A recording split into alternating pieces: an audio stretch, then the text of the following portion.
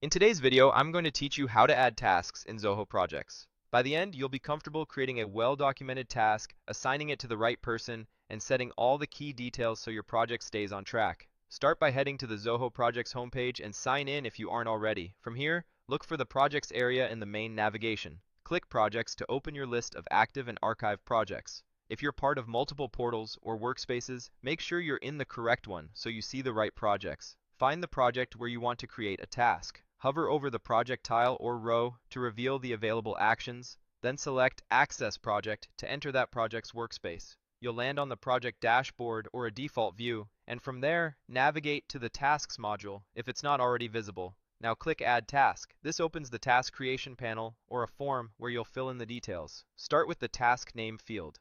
Type a clear, specific title that instantly tells your team what needs to be done. A good naming convention might include the feature, deliverable, or location of the work. Keep it short but unambiguous. Next, add a description if you want to include context. This is the place to outline what success looks like, any constraints, links to relevant docs, or quick checklists of what must be covered. The goal is to reduce back and forth and give the assignee everything they need to start confidently. Choose a task list from the drop-down.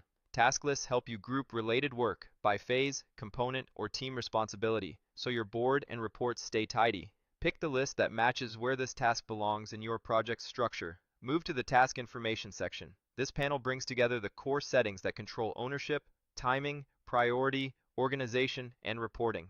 It's worth a quick scan to make sure nothing is missed. Assign an owner. This is the person responsible for completing the work. You can still collaborate with others through comments or followers later, but the owner is the single point of accountability.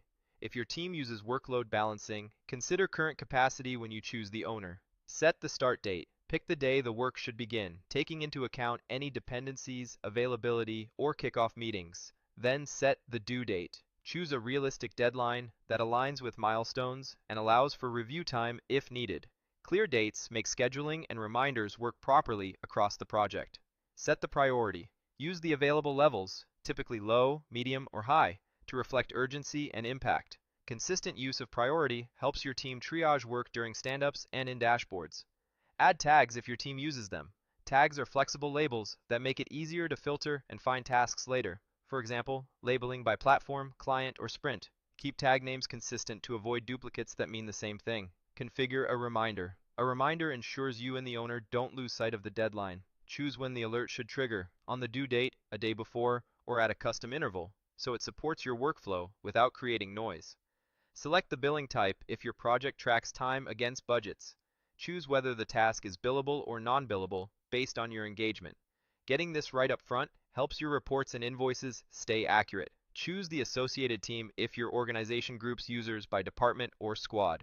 Associating the task with the correct team can improve visibility in team-based views and streamline reporting. When everything looks good, click Add to create the task. You should now see it in your task list or board with the details you entered. That's it. Your task is ready for action, fully documented, and clearly assigned.